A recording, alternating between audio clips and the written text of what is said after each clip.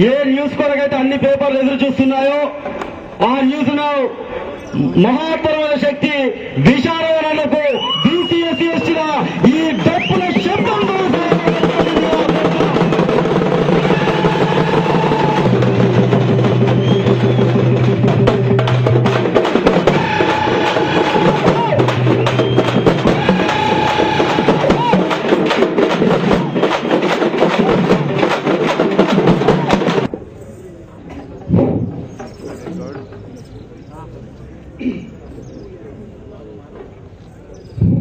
తీన్మార్ తడాకా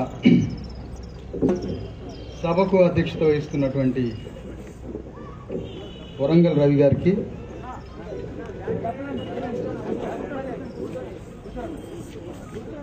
వేదిక మీద మిత్రులకి, మై డియర్ రోబోస్ కి,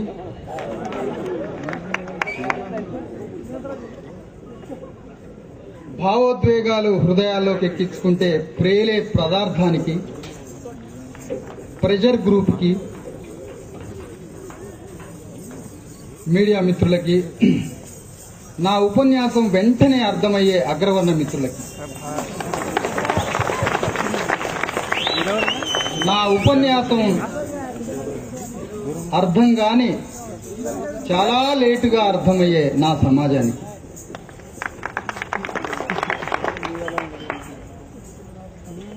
కంచె ఐలయ్య గారి ఉపన్యాసం సామాజిక ఉపన్యాసం. దానివల్ల జరిగే ప్రమాదం, కంచె ఐలయ్య గారు ఏ ఉపన్యాసం అయితే ఇక్కడ ఇచ్చారో అదే ఉపన్యాసం రేపు కె చంద్రశేఖరరావు ఇస్తారు, మీరు చప్పట్లు కొడతారు.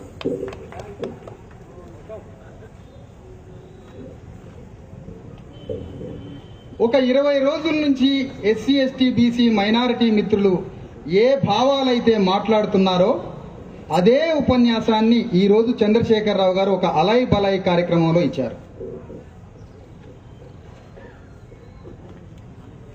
ప్రపంచంలో వస్తున్నటువంటి అన్ని మార్పులకి తానే ప్రతినిధిగా మాట్లాడుతున్నారు. నక్సలైట్ అజెండా వారిదే, ఆంధ్ర అగ్రవర్ణ వ్యాపారస్తులకి రెడ్ కార్పెట్ వేయటం వారిదే. ఏంటి పరస్పరం రెండు పడవు కదా. ఈరోజు అలై బలే కార్యక్రమంలో జై భీమ్ అని అంబేద్కర్ గారి ఉపన్యాసం ఇచ్చారు. నిన్న మహబూబ్ నగర్ లో తెలంగాణ రాష్ట్రం వస్తే మొత్తం వేద మంత్రాలకు సంబంధించిన వేద తెలంగాణగా తయారు చేస్తా అన్నాడు.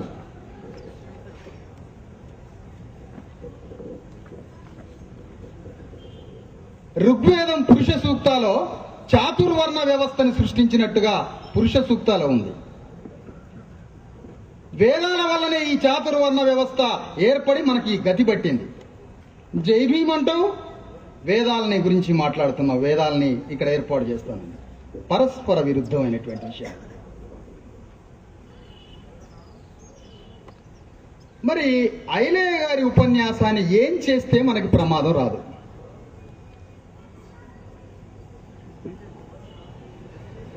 ఐలయ్య గారు సమాజం గురించి మాట్లాడారు, నేను పాలిటిక్స్ గురించి మాట్లాడదాం అనుకుంటున్నాను, రాజకీయాల గురించి మాట్లాడదాం అనుకుంటున్నాను. నీతి శాస్త్రం తెలవాలి.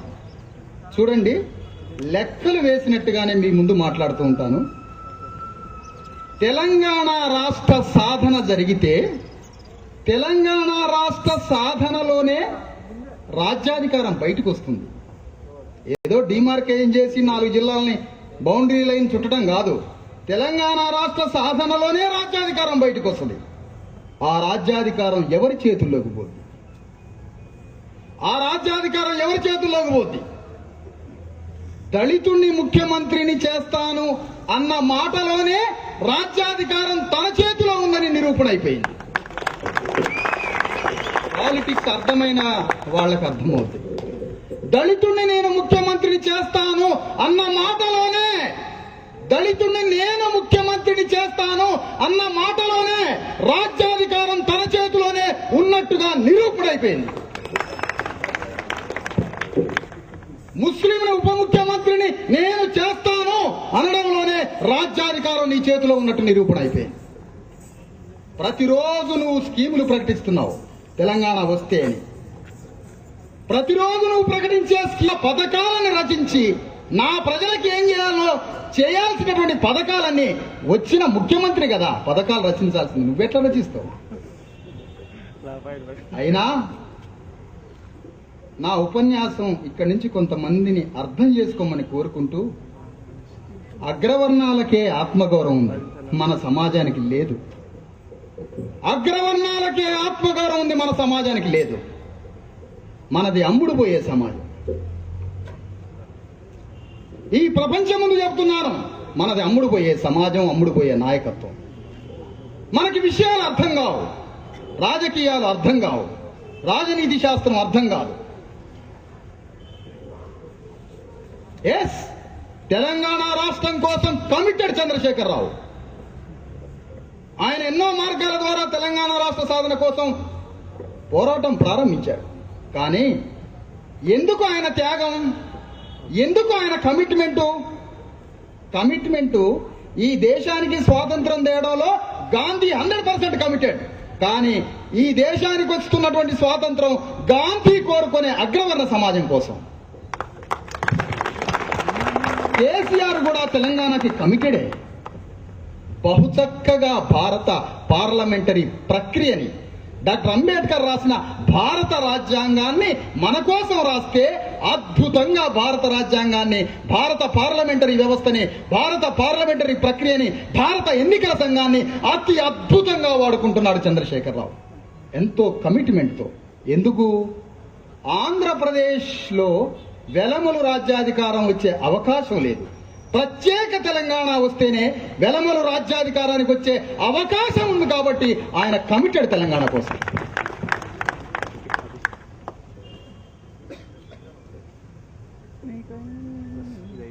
మరి మనం అమ్ముడుపోయే సమాజం ఎట్లా? పరస్పరం కలహించుకునే సమాజం ఎట్లా? చూడండి, రాజ్యాధికారానికి ఎంత ముడిపడిందో కొన్ని అంశాలు చూడండి. ఒక రాయలసీమలో దళితులను తీసుకుందాం. మొత్తం తెలంగాణని దోపిడీ చేస్తున్నారని అంటున్నారు. మరి మొత్తం తెలంగాణని ఆంధ్ర వాళ్ళు దోపిడీ చేస్తే రాయలసీమలోని దళితులు మనకన్నా ఎందుకు దరిద్రంగా ఉన్నారు? రాయలసీమలో భూమిలో ఉన్నటువంటి ఆ వనరులు, ఆ గనులు రాయలసీమలో ఉన్న దళితులకు ఉన్నాయా హక్కులు? రాయలసీమలో కడపట్టు కర్నూలు ప్రవహించే నీళ్ల మీద రాయలసీమలో ఉన్న దళితులకు హక్కున్నదా? లేదే. మనకన్నా రాయలసీమలో దళితులు ఎందుకు దరిద్రంగా ఉన్నారు? రాజ్యాధికారం వాళ్ళ చేతిలో లేదు కాబట్టి మనకన్నా దరిద్రంగా ఉన్నారు. మరి రాయలసీమలో రాజ్యాధికారం ఉన్నది ఎవరికి? అగ్రవర్ణాలకు. కాబట్టి వాళ్ళు గొప్పగా ఉన్నారు. జోష్తో ఊగుతూ ఉంటే, ఆ జోషులో కొట్టుకుపోతూ ఉంటే వాళ్ళు అసెంబ్లీలో నిలబడ్డారు. అసెంబ్లీలో నిలబడ్డారు. మహబూబ్ నగర్ పార్లమెంట్ 540 పార్లమెంట్లు. పార్లమెంటు అంటే ఏంటి? పార్లమెంటరీ వ్యవస్థని డాక్టర్ అంబేద్కర్ విధాన నిర్ణయం, మన జీవితాలకి సంబంధించిన విధాన నిర్ణయాలు చేసుకునే మన 100 కోట్ల మంది ప్రజల యొక్క గుండె చప్పుడు ఆ పార్లమెంటులోకి 15 లక్షల పైగున్న ఎస్సీ ఎస్టీ బీసీ మైనారిటీ ఓట్లుంటే అక్కడ 400 కుటుంబాలు లేని వెలమాయన మహబూబ్ నగర్ నుంచి పార్లమెంట్లో అడుగుపెట్టిండు. నువ్వు పాటలు పాడే దాంట్లో నువ్వున్నావు. మరి ఓటు హమారా రాజ్ తుమారా అని కాన్సీరామ్ మొన్నటిదాకా చెప్పిండు కదా. ఇప్పుడు వారేమంటున్నారు చంద్రశేఖరరావు గారు? ఓట్లు మీ, రాజులం మేమవుతాం. మళ్ళా పేపర్లో ఈ రోజు ఒక అలాయి బలాయిలో కాన్సీరామ్ విధానమే నా విధానం. ఏదైనా మాట్లాడతారు. కొమరం భీము విగ్రహం పెట్టమంటారు. కొమరం భీము గురించి గోండ్రులు మాట్లాడేసరికి విగ్రహం పెట్టమంటారు. కానీ కొమరం భీము ఆశయాలను నెరవేర్చగలవా? పాలిటిక్స్ మన చేతిలో ఉంటే కొమరం భీము ఆశయాలను మనం నెరవేర్స్తాం. పాలిటిక్స్ మన చేతులు లేదు. అంబేద్కర్ విగ్రహం గ్రామాన అగ్రవర్ణాలు వేస్తున్నారు కదా. అంబేద్కర్ విగ్రహం గ్రామాల్లో అగ్రవర్ణాలు వేస్తున్నారు కదా. ఆశ్చర్యమే లేదు. కొమరం భీము విగ్రహం కూడా వెలమదొరలు వేస్తూనే ఉంటారు ఊరు. ఆశ్చర్యమే లేదు అందులో. కానీ కొమరం భీము ఆశయాలను నెరవేర్చగలవా? బుద్ధుడి నుంచి ఫూలే వరకు సమస్త ఆశయాలని డాక్టర్ అంబేద్కర్ భారత రాజ్యాంగంలో పొందుపరిచాడు. మనం ఏం చేయాలి? మనం పాటలు పాడే జోష్లో ఉన్నాం కదా మిత్రులారా. 10-12 పాటల గుంపులు ఉన్నాయి ఈ తెలంగాణలో. ఒక గుంపులో రెడ్డి ఆయన పాట పడాయన లేడు, వెలమాయన పాట పడాయన లేడు. ఏ ఒక్క వెలమ దొరసాని 2 కాళ్ల మధ్యలో గోసి పెట్టుకొని ఎగిరిన దొరసాని లేదే. మన అమ్మాయికి గోసి పెట్టించి, మన గొల్లోళ్ళ అమ్మాయిని, మాదిగోళ్ళ అమ్మాయిని గోసి పెట్టించి డాన్స్ వేస్తుంటే మనం ఆనందపడటం ఏంటి? మనం చప్పట్లు కొట్టడం ఏంటి? ఆత్మగౌరవం వాళ్ళకే ఉంది, ఆత్మగౌరవం మనకు లేదు. కాబట్టి మన అమ్మాయి గోచి పెట్టుకొని ఎగురుతుంటే మనం నవ్వుతున్నాం. మనం పాటలు పాడే జోష్లో ఉంటే వాళ్ళు పార్లమెంటులో ఉన్నారు.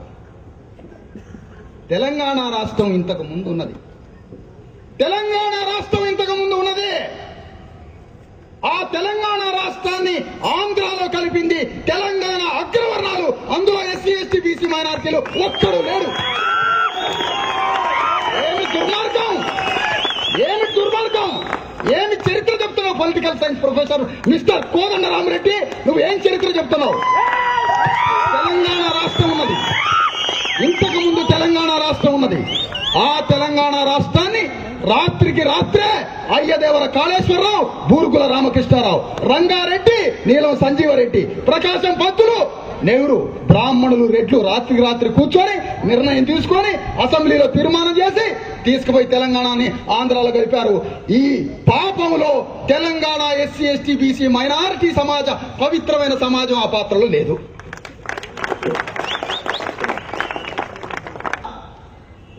ఇక్కడ నేను మీకు చాలా గమనించాల్సిన విషయం ఏంటంటే, ప్రపంచంలో భయంకరమైన కుట్రలు ఉన్నవాడు గాంధీ, ప్రపంచంలో మానవతావాది అంబేద్కర్. కానీ గాంధీ చేస్తున్నటువంటి ప్రతి కుట్రని 5 నిమిషాల ముందే అంబేద్కర్ పసిగట్టగలడు.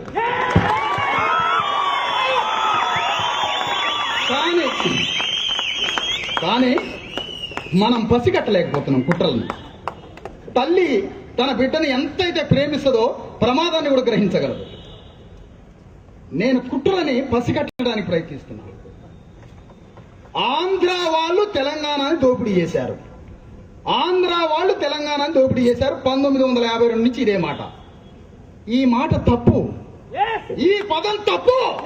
ఆంధ్ర అగ్రవర్ణాలు తెలంగాణ దోపిడీ చేశారు. రాసుకోండి, కొత్తగా రాసుకోండి. ఆంధ్ర బెస్తాయన వచ్చి తెలంగాణ దోపిడీ చేయలే, ఆంధ్ర గొల్లాయన వచ్చి తెలంగాణ దోపిడీ చేయలే, ఆంధ్ర మాదిగాని వచ్చి తెలంగాణ దోపిడీ చేయలే. ఆంధ్ర అగ్రవర్ణాలని ఒకవేళ మీరంటే, ఆ మాట ఎందుకు అనట్లేదంటే, ఒకవేళ మీరు అన్నారనుకోండి ఆంధ్ర అగ్రవర్ణాలు, నువ్వు అగ్రవర్ణమే కదా మనం ప్రశ్నిస్తామని ఆ మాటలే. ఓ ఎంత మోసం! ఆంధ్ర వాళ్ళు తెలంగాణని మోసం చేశారా? ఒకవేళ నువ్వు వెతికి ఎవరినన్నా ఒక్క మనిషిని నువ్వు ఆంధ్రాలో ఉన్న ఒక బెస్తాయిని చూపిస్తే 10 లక్షల మంది రెట్లు వెలమలు మా రక్తం దాగారు తెలంగాణ వాళ్ళే. దీనికేంటి నీ సమాధానం? 1952 ముల్కీలో మనమే చచ్చినాం. తర్వాత తెలంగాణ సరే రాష్ట్రాన్ని కలిపారు, తెలంగాణను తీసుకుపోయి ఆంధ్రాలో కలిపారు. ఆంధ్రాలో కలిపిన తర్వాత తెలంగాణ ఉద్యమం బయలుదేరింది. దానికి చెన్నారెడ్డి నాయకత్వంతో తెలంగాణ ఉద్యమాన్ని లేపి, అప్పుడు ఈ ప్రశ్నలు కూడా లేవు మనకు. కనీసం అమ్ముడు పోవడానికి రేటు కూడా లేదులేండి మనకు రేటు కూడా లేదు. ప్రశ్నలు నాయకత్వం లేని చైతన్యం ఉంటే అది దాడుల కన్నా గురైద్ది, అమ్ముడు పోయే రేటున్న పెరుగుద్ది. మనకి చైతన్యం ఉంది ఇప్పుడు తెలంగాణలో, నాయకత్వం లేదు. వచ్చిన సావు అది. ఆగండి బాబు. హలో, ఎవరయ్యా? చెన్నారెడ్డి నాయకత్వం వహించిండు. చెన్నారెడ్డి నాయకత్వం వహించిన తర్వాత తెలంగాణ ఉద్యమాన్ని తీసుకుపోయి కాంగ్రెస్ పాదాల దగ్గర పెట్టిండు. దానికి బహుమానంగా గవర్నర్ అయిండు, దానికి బహుమానంగా ముఖ్యమంత్రి అయిండు. చూడండి, అగ్రవర్ణాలు చెన్నారెడ్డి నాయకత్వంలో తెలంగాణ వచ్చిన ఆయన ముఖ్యమంత్రి, తెలంగాణ ఉద్యమాన్ని తాకట్టు పెట్టిన ఆయన ముఖ్యమంత్రి. ఎంత గొప్ప తెలివితేటలు, ఎంత అద్భుతమైన తెలివితేటలు. చెన్నారెడ్డి ముఖ్యమంత్రి అయిన తర్వాత మొత్తం ఆంధ్ర అగ్రవర్ణ పెట్టుబడిదారులకి రెడ్ కార్పెట్ వేసి హైదరాబాద్ తీసుకొచ్చాడు చెన్నారెడ్డి. మొత్తం సినీ పరిశ్రమను తీసుకొచ్చిండు, రాయలసీమ రెడ్లను తీసుకొచ్చిండు. ఆ ఉద్యమం అయిపోయింది. ఒక ప్రాంతీయవాదానికి అయ్యా నా మిత్రులారా, ఒక ప్రాంతీయవాదానికి సిద్ధాంతం జోడించబడాలి. ఒక ప్రాంతీయవాదానికి నువ్వు మార్క్సిస్ట్ ఫిలాసఫీ జోడిస్తావా, అంబేద్కర్ సిద్ధాంతం జోడిస్తావా? ఇది భారత రాజ్యాంగం. డాక్టర్ అంబేద్కర్ వల్ల మనం